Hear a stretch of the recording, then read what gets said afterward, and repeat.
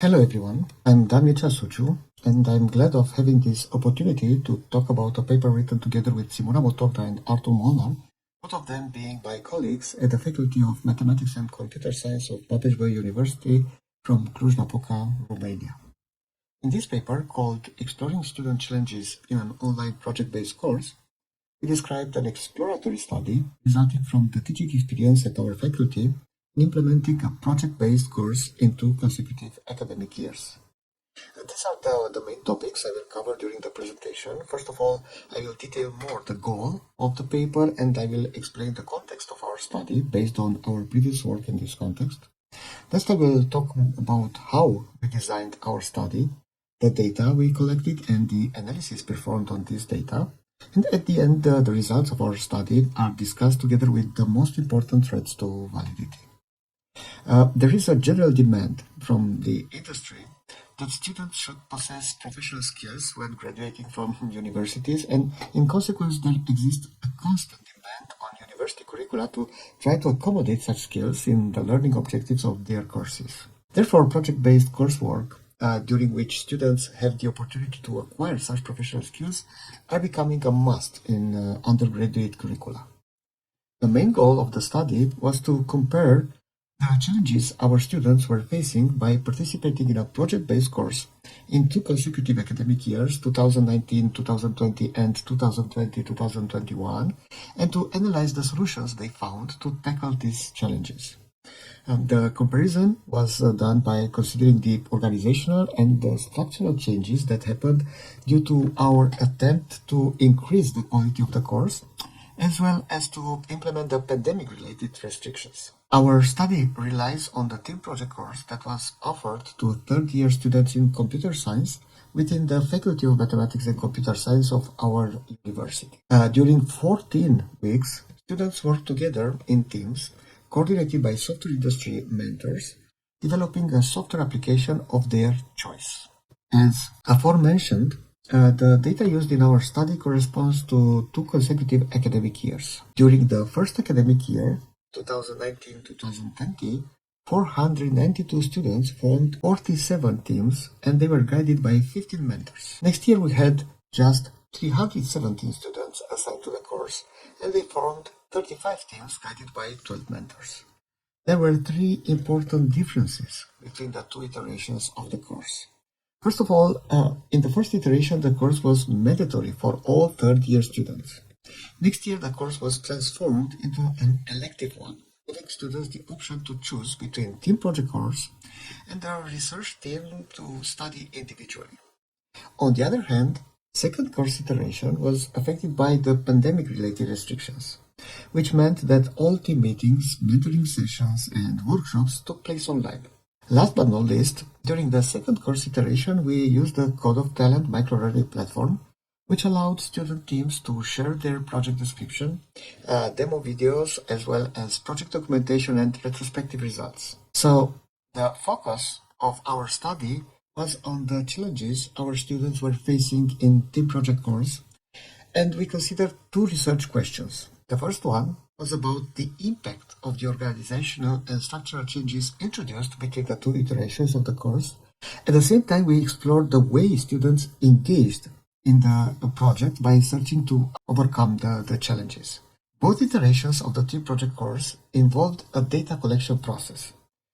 At the completion of technical work, each team was provided a questionnaire to be filled in online and submitted one response that included answers to questions related to the working process, time management, challenges encountered, as well as the lessons learned. The specific question related to challenges was the one displayed on this slide.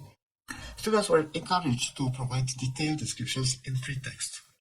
This resulted in 45 answers for the first course iteration and of course 35 answers for the second one. We structured student responses using the open coding process and the results are presented in this table. Here we have the ratio of challenges per team across the 2 academic years and grouped into 3 categories: soft skills, technical, and organizational challenges.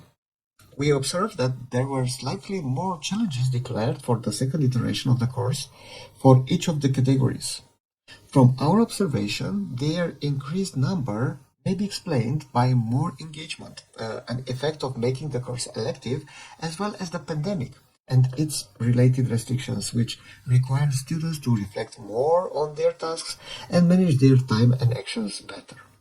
At the same time, the distribution of the categories remained almost identical. Also, we detected that organizational challenges surpassed technical and soft skills ones by a significant margin.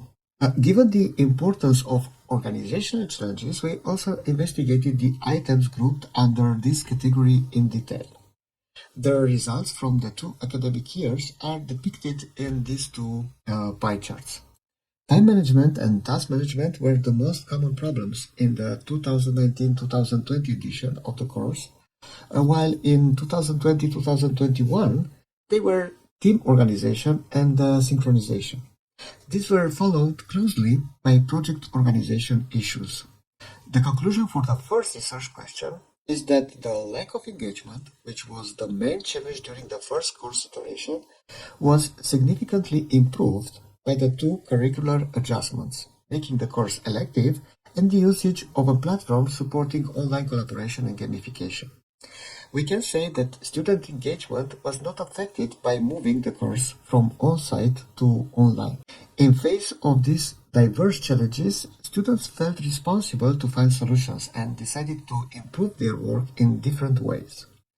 One interesting remark is that students became much more proactive. In 2019 cohort, the 45 teams proposed 36 corrective solutions. In 2020 case, the 35 teams proposed 63 solutions. This is an indication of a stronger engagement in project progress. We used open coding for student responses to investigate the type and diversity of these corrective actions, and they are summarized in the displayed table. While in 2019-2020, students overcame challenges mostly through communication and extra effort, in the following year, task restructuring was used by almost half the teams. Also, improved communication remained an important corrective action. As a conclusion based on the second research question, we can say that students were constrained to clarify and better structure their work in order to tackle the lack of face-to-face interaction. It is important to notice that the challenges encountered in the second year were external challenges. This fact slightly changed the perspective, as teams became more oriented to finding solutions than just identifying and analyzing the problems. Our study was organized and carried out according to best practices. We addressed internal threats to the validity of the study by involving researchers who were also experienced teachers and practitioners of large-scale software development. The same questionnaire was used in both iterations of the course. It was the result of the experience gained with teaching and reporting student feedback in previous course iterations. We used qualitative evaluation to strike a balance between capturing the answers of student responses and to eliminate potential sources of bias. Also, we believe the most significant external threats were related to the course context as pertaining to its curricula, as well as the size and organization of student teams. In addition, questionnaire structure and content, as well as the moment of reporting, could influence results. The main threat to construct validity was that student challenges were self-reported. While team representatives were encouraged to provide feedback only after consulting all team members, it is possible that some challenges were not reported or that representatives misjudged their importance in total team effort. In conclusion, our present paper focused on the perceived challenges and the students' own solutions to overcome them. To provide maximum flexibility in reporting their experience, we employed a structured questionnaire with free text responses on which open coding was performed.